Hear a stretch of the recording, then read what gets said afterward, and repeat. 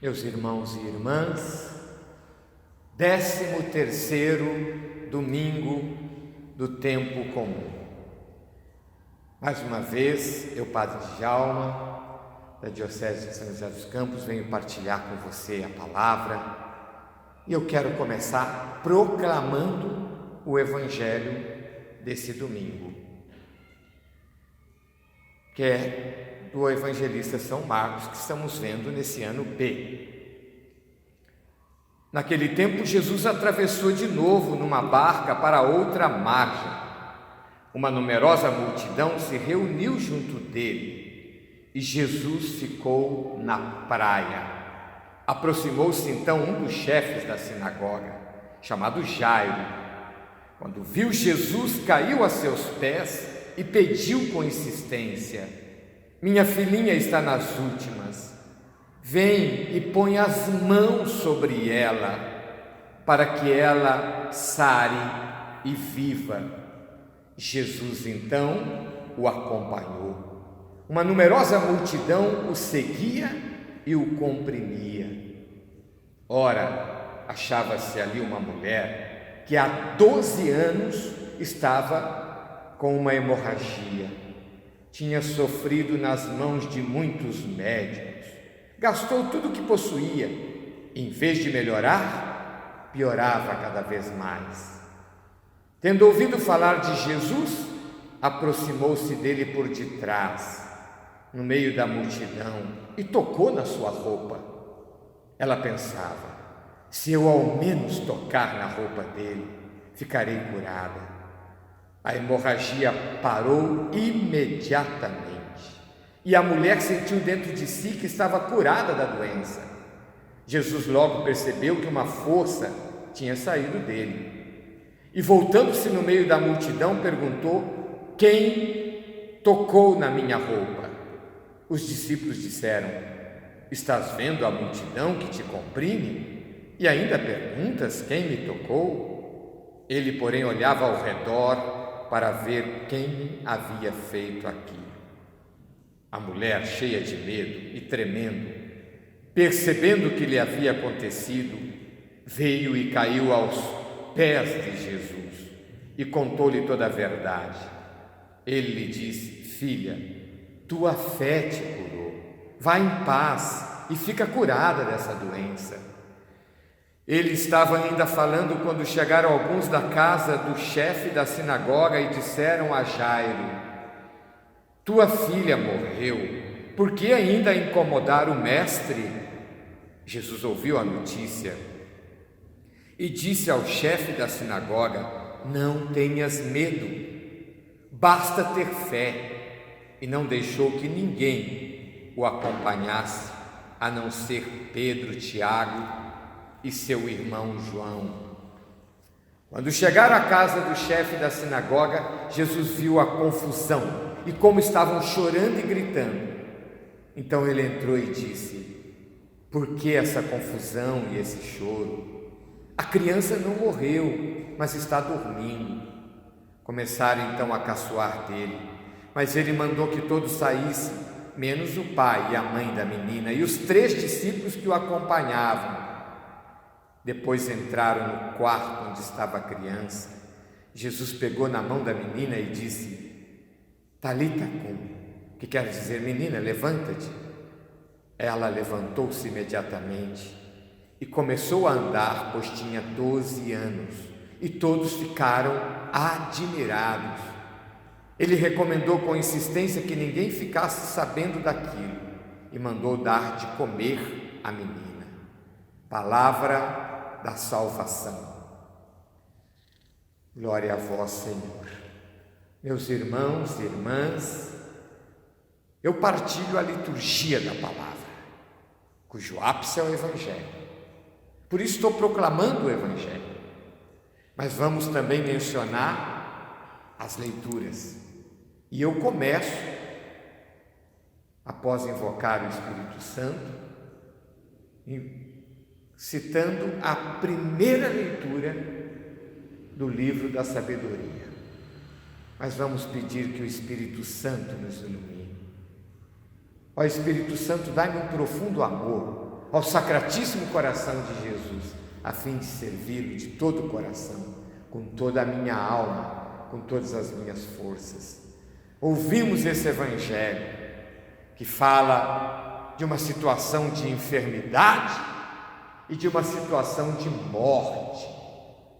No entanto, a primeira leitura do livro de sabedoria começa com um discurso de vida, referindo a Deus, diz: Ele criou todas as coisas para existirem, e as criaturas do mundo são saudáveis. Nelas não há nenhum veneno de morte, nem é a morte que reina sobre a terra. Como eu disse, o texto começa com um bonito discurso de vida. No entanto, logo vem a contradição da narrativa da morte. Por inveja do diabo, entrou a morte no mundo. A realidade, esse mistério, desde longa data, os homens refletem sobre o mistério do sofrimento e da morte. E muitos têm dificuldade de admitir a realidade do sofrimento com a realidade da existência de um Deus amoroso. No entanto, basta olhar para a cruz para ver a resposta de Deus em relação ao drama da humanidade.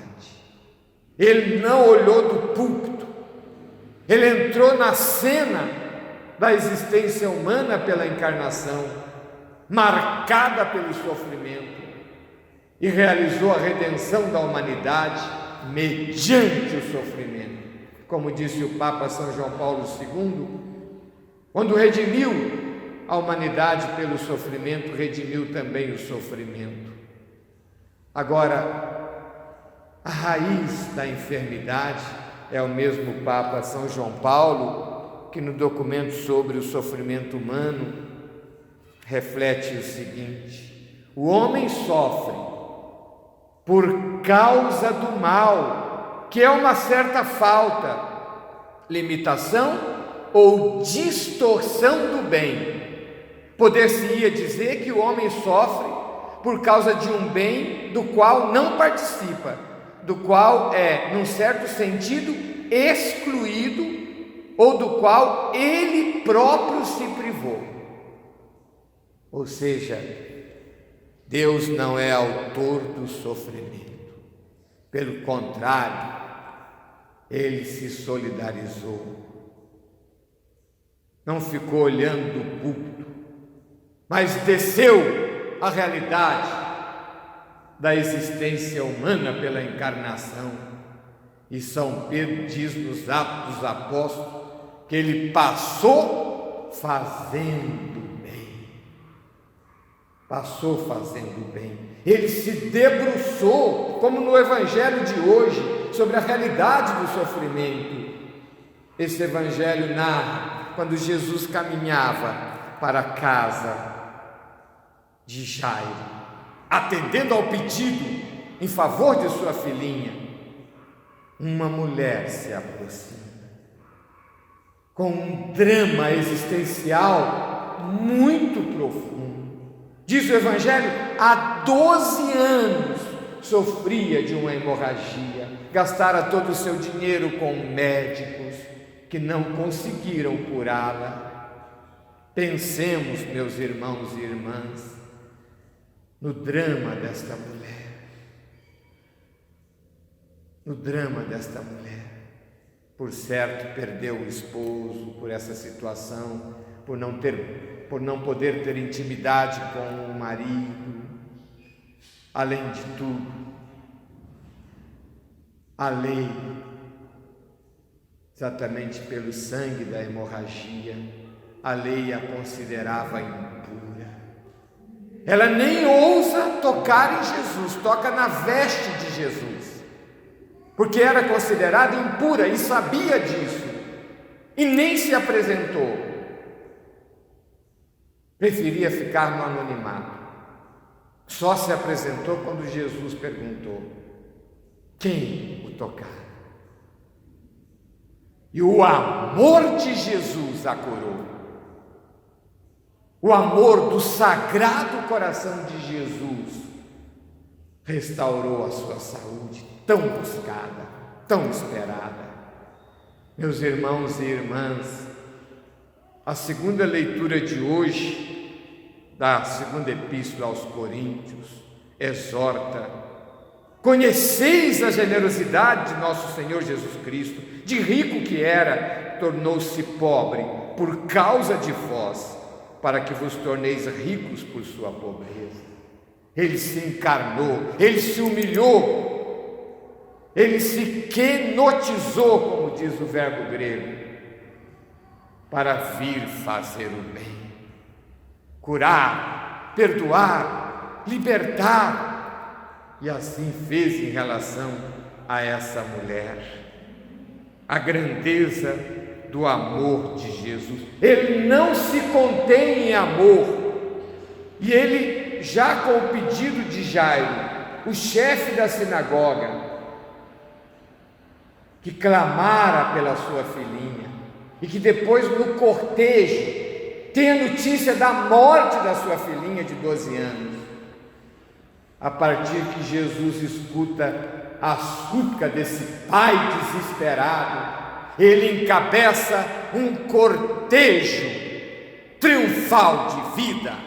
Ele é portador da vida, e não só cura a mulher. Entrando na casa de Jairo, chama a menina, Talita, menina, levanta-te. E ela ressuscitou pelo poder de Cristo. O amor e o poder libertador de Jesus, sua solidariedade com os que sofrem. O drama daquela mulher não era só um drama físico, era um drama social. E nesse aspecto somos chamados a considerar como igreja, meus irmãos e irmãs, também as mulheres de hoje, quantos dramas, quanta exclusão, quanta violência. A igreja precisa assumir a posição que Jesus assumiu. Enquanto que os rabinos não tinham seguidoras, Jesus tinha seguidoras, mulheres que o seguiam e serviam o seu ministério. Um sinal, talvez não tenha sido entendido nem pelos apóstolos, que demoraram a assimilar. Depois Paulo vai escrever: não há homem nem mulher, não há escravo nem livre, todos são um em Cristo. A igreja, continuadora da missão de Jesus, precisa assumir também essa causa, diante de um cenário em que tantas mulheres sofrem pela indiferença, pelo anonimato em seus lares, pouco valorizadas, pela exclusão no mundo do trabalho, pela exploração sexual, pela violência física e psicológica, ao ponto de muitas delas terem suas vidas ceifadas por quem deveria protegê-las. A que ponto chega a covardia humana e machista? A igreja, seguidora de Jesus libertador, não pode ser indiferente. Sobre isso nossos papas têm falado, como o nosso Papa São João Paulo II, que escreveu um belíssimo documento sobre a dignidade da mulher, Mulheres Dignitatem. Também outros, como Papa Bento, no discurso em Aparecida, pedia à igreja valorizar a mulher também no cenário eclesial, e disse que a mulher latino-americana, as mulheres cristãs latino-americanas têm sido anjos da guarda do continente. Igualmente o Papa Francisco fala dessa causa tão sublime do rei, que é a dignidade da mulher, imagem de Deus, tanto quanto o homem. Este chamado, meus irmãos, Jesus realiza esse milagre, no entanto, como um sinal. Não é como milagreiro. Às vezes as pessoas, diante do drama, do sofrimento, buscam um milagreiro, um taumaturgo, um fazedor de milagres. Jesus atende, e tantos testemunhos de cura, também no tempo da igreja, basta ir nos santuários. No entanto, ele não é um milagreiro. Esses milagres têm um alcance maior, é como o pão da Eucaristia, é como o vinho da Eucaristia.